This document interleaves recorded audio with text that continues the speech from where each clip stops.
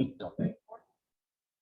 Entonces, clase de participación y argumentación en democracia, tercero medio C, 2021. Y la fecha de día, ¿cierto? Que es miércoles 3 de noviembre. Ya estamos en la clase 31. Hablando de comunicación, porque se entiende que la argumentación tiene como propósito no solamente entregar un pensamiento, un punto de vista, una reflexión, un comentario acerca de una cosa, un hecho, ¿cierto? Sino a través de esa manifestación discursiva, establecer un vínculo con otra persona, un diálogo, un juego, ¿cierto? Un pimponeo, como se dice, un contrapunto, no sé cómo, dependiendo del estilo. Pero la idea es comunicarse, establecer, ¿cierto? Una conexión con alguien más. Esa conexión, en buenos parámetros, por supuesto, debería traer consigo buenos dividendos, que son, en este sentido, ¿cierto? Los acuerdos, las conciliaciones, eh, no sé, todo lo que discursivamente, ¿cierto? Trae como propósito, justamente, tiene como propósito el de establecer comunicación con alguien. Eh, entonces, lo que vamos a hacer hoy día es revisar lo aprendido a través, ¿cierto? De un análisis, de una entrevista. Vamos a escuchar la entrevista, ¿cierto? Que dura más o menos 12 minutos, de un experto lingüista. O sea, no dura 12 minutos en total, pero hay una parte, ¿cierto? Que no es necesario que la veamos. Eh, Vamos a poner especial atención a los argumentos del entrevistado como situación de lógica, porque la entrevista es eso, es un diálogo, por lo tanto vamos a analizar ese diálogo, pero también el diálogo que se puede establecer entre el pensamiento de este autor, de este personaje, ¿cierto?, con nosotros mismos y lo que nosotros podamos, ¿cierto?, construir a partir de esa experiencia lingüística también, dialógica, digo. El propósito es que podamos sistematizar las características de una argumentación formal mediante una suerte como de plenario. Por eso es importante que participen, que metan la cuchara, que escriban en el chat, ¿cierto? Si tienen alguna duda o si tienen algún comentario acerca de lo que dice el autor que vamos a ver, que se llama Theun van Dijk o Theun van Dijk, ¿ya?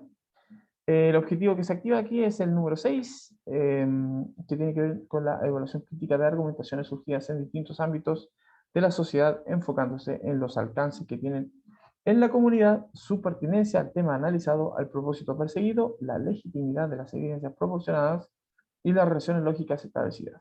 Aquí, con respecto a la legitimidad de las evidencias proporcionadas, estamos hablando de un autor, una eminencia en el campo, ¿cierto?, que él se ha desarrollado, en este caso la lingüística.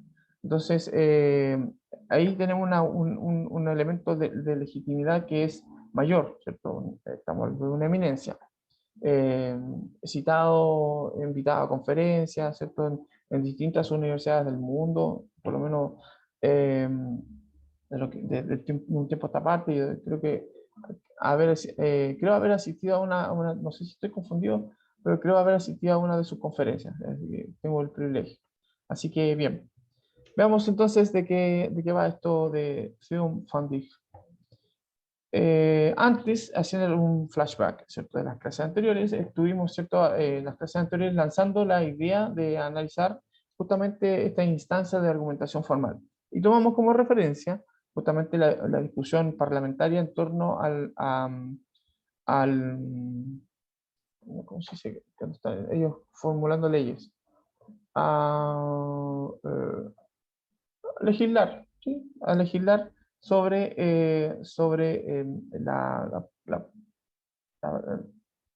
digamos, para disminuir, sí, legislar sobre la disminución de las 40, de las 45 40 horas, ¿cierto? Era básicamente eso, o sea, bajar la carga laboral semanal de 45 a 40 horas. Entonces, en torno a eso estaban legislando, discutiendo hace más de 2 años. Se suspendió esta discusión producto de la pandemia y ahora se está buscando, ¿cierto?, volver a instaurar esta discusión para que finalmente esa ley quede en algo, o sea, no, si se aprueba, se rechaza, etcétera, etcétera. Lo que suceda, digamos, dentro de los escenarios posibles.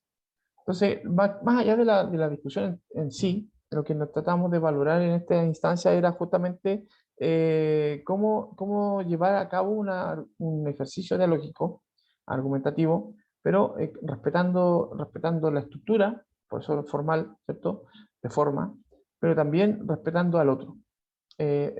Puedes sentarse en una mesa de discusión, como en este caso, ¿cierto? Donde hay distintas posiciones políticas, distintas posturas, distintos credos, distintos orígenes, distintos sexos, qué sé yo, y que todo eso no sea una cuestión, digamos, o un obstáculo que les permita a ellos llegar a un acuerdo, por ejemplo. Entonces, de aquí, obviamente, la propuesta es buscar un consenso, buscar un punto de intermedio en el que puedan ellos, ¿cierto?, de sentirse satisfechos con respecto a que una ley, en este caso, ¿cierto?, una cosa, un ente, podríamos decir, les representa a todos de manera satisfactoria, pero no solamente a ellos, sino también los intereses de las personas que están detrás de ellos, porque somos nosotros los votantes, nosotros los ciudadanos.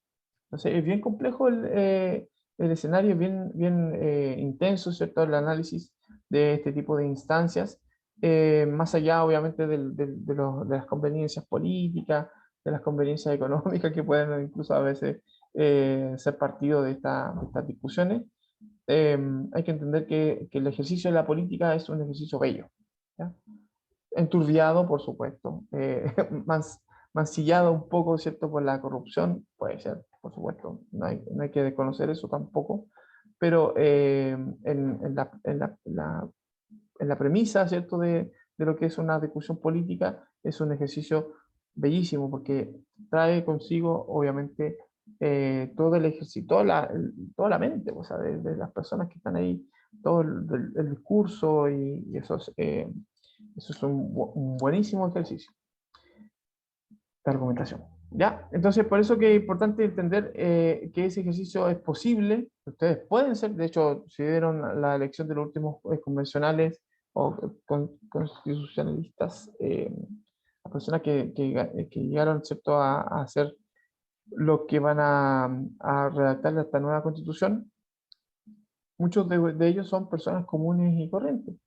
Personas que pueden ser ustedes o yo, claro, que tienen una preparación, podríamos decir, con básica, entre comillas, ¿cierto?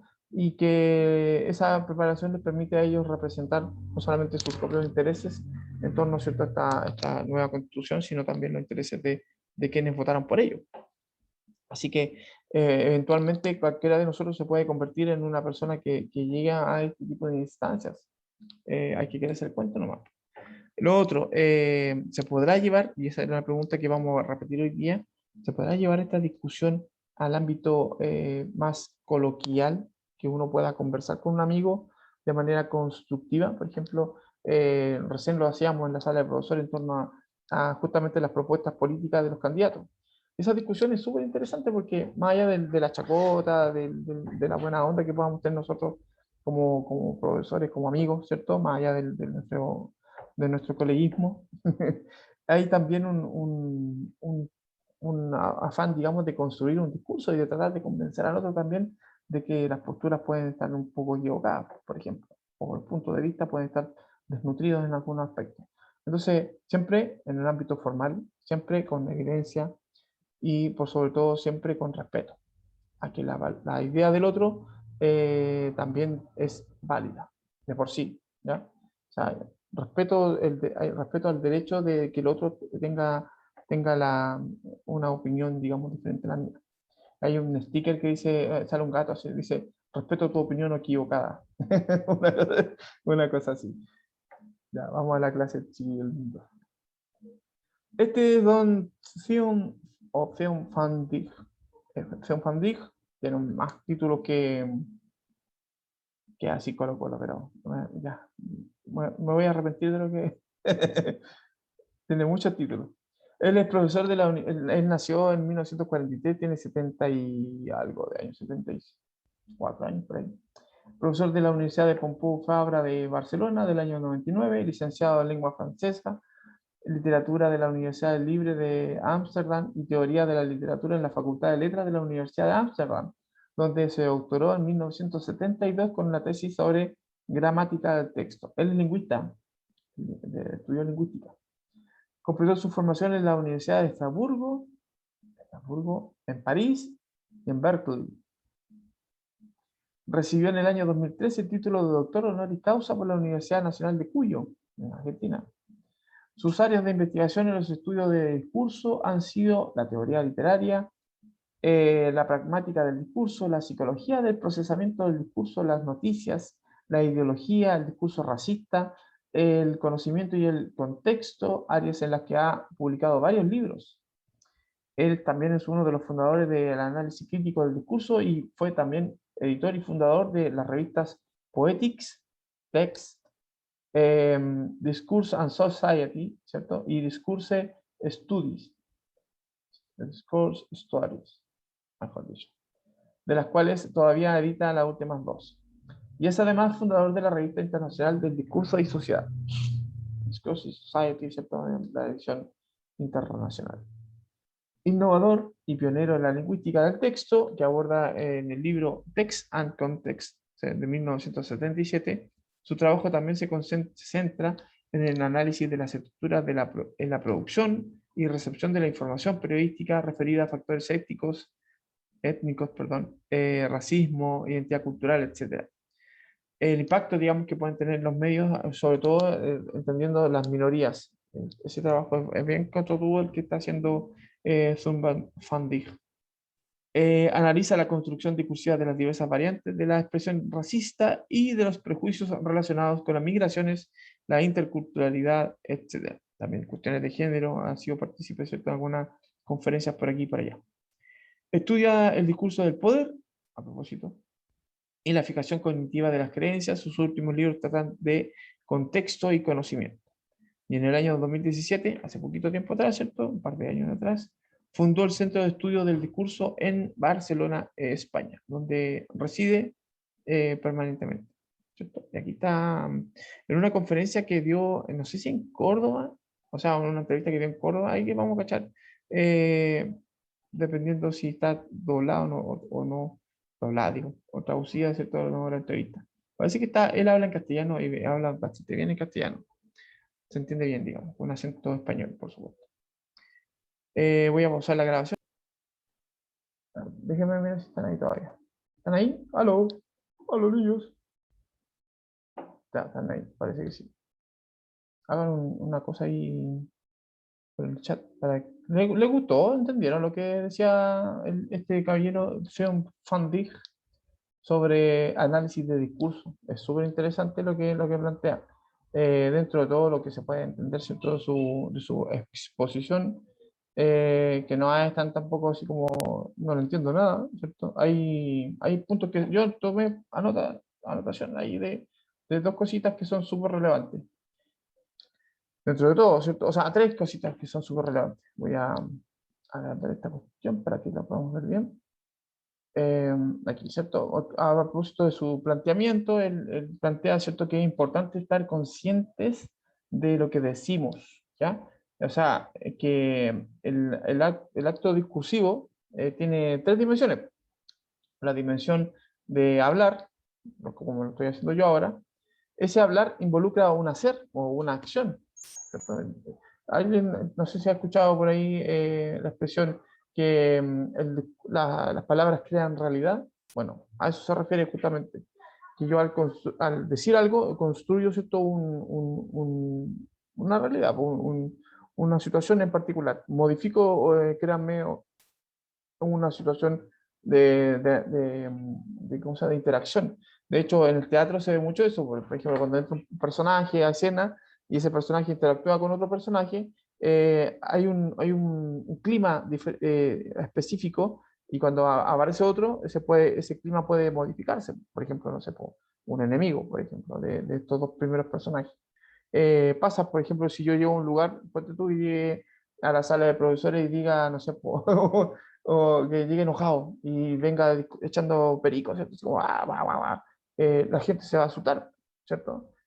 Porque el discurso violento, ¿cierto?, con el que voy a irrumpir, va a perturbar su percepción de lo que está sucediendo.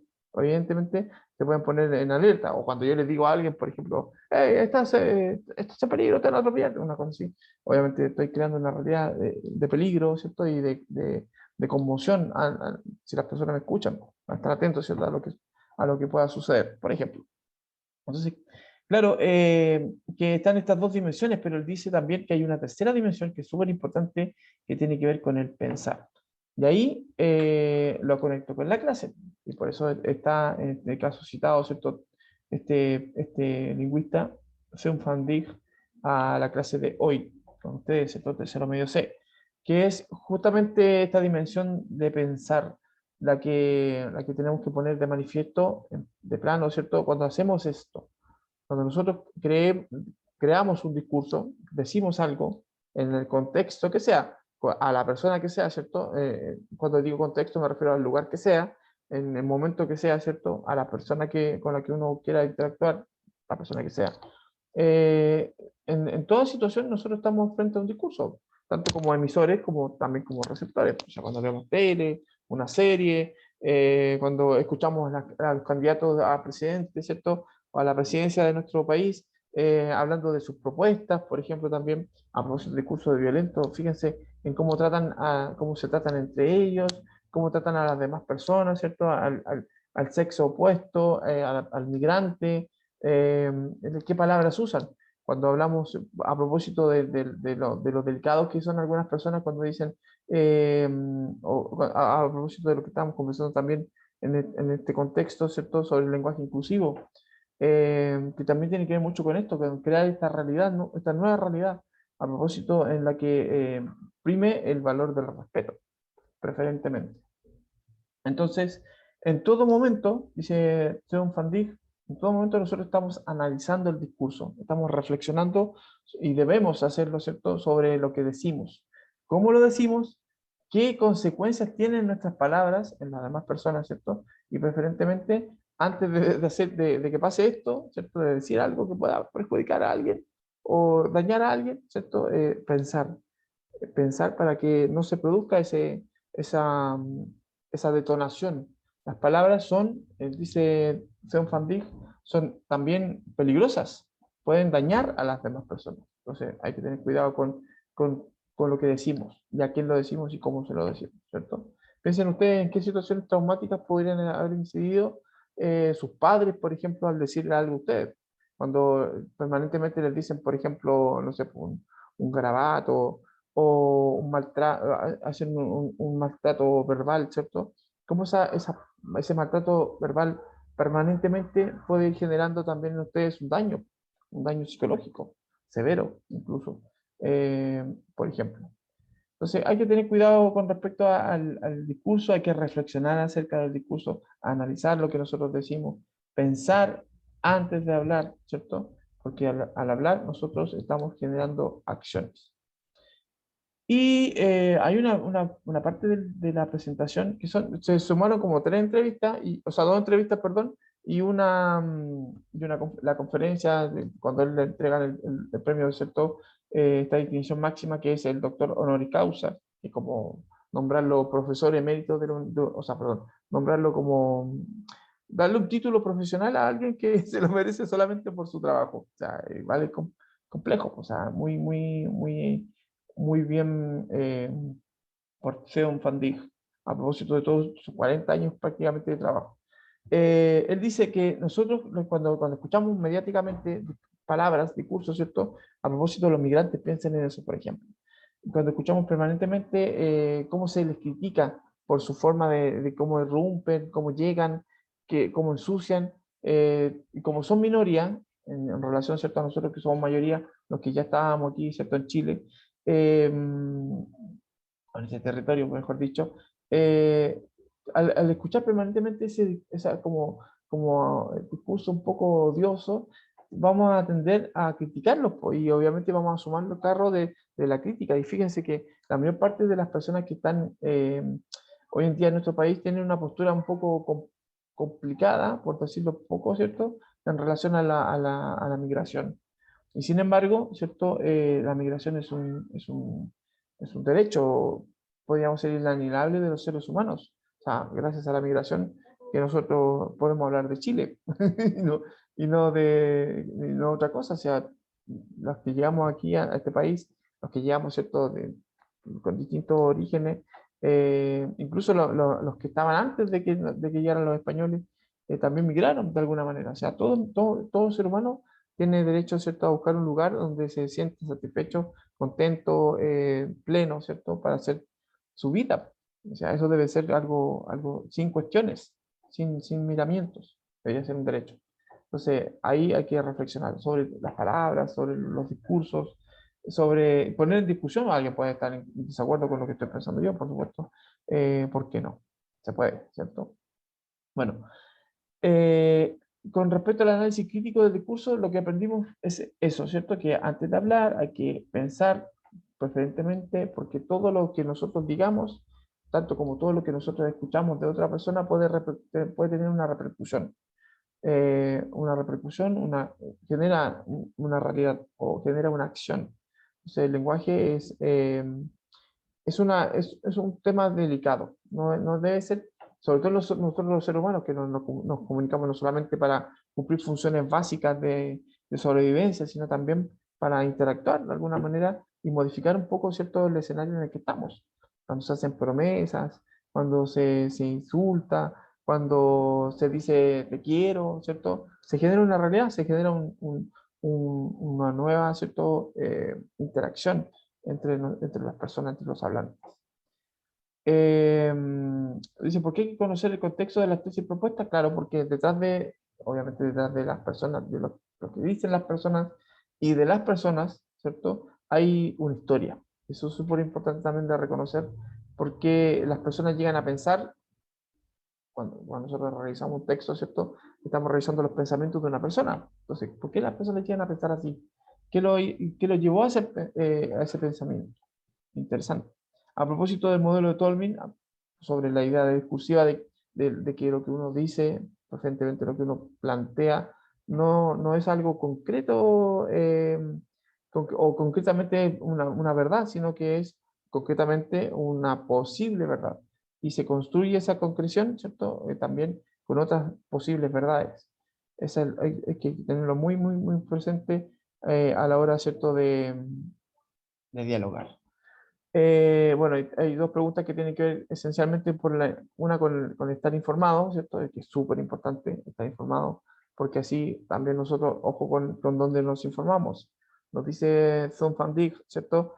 Que a escuchar, leer, ¿cierto? Ver en televisión noticias, qué sé yo, preferentemente también tenemos que entender que detrás de esos discursos, de esos textos, ¿cierto? Hay personas y hay intencionalidades, hay pensamientos también. Entonces, puede que esas ideas estén manipuladas de alguna manera para provocar un efecto, preferentemente. Entonces, tanto es importante estar informado como también saber de dónde me estoy informando. Es fundamental. Y sobre las leyes de paso, que es estas relaciones lógicas que existen entre los argumentos, también pues, al momento de escuchar a alguna persona, tener en consideración eso. ¿Ya? Para ir cerrando, una pregunta más. Ahora les pregunto de nuevo, ¿es posible llevar una argumentación formal con amigos? ¿Se puede hacer una conversación de altura con un amigo común y corriente, ¿cierto? Del día a día. Yo creo que sí, yo creo que sí. Y aquí Carlos Lechuga nos recuerda que el próximo control lector es Carry y la fecha de prueba serían el 2 y el 3 de diciembre. Bueno, los altísimos, la prueba que se supone que va a estar habilitada desde mañana, también mañana y viernes, ¿cierto? Por favor, cualquier duda que tengan con respecto a eso, a mí, dudas que tengan sobre preguntas, sobre la pregunta de desarrollo, la pregunta de bonificación al final de la prueba, todo eso conmigo porque ahí yo me hago responsable de esa prueba. Así que pregunten nomás a mi WhatsApp. ¿Ya? Eso pues chiquilines, cuídense mucho, estoy súper pasado, me pasé. Que estén bien, cuídense harto, un abrazo. Chao, chao. Chao, profe. Chao.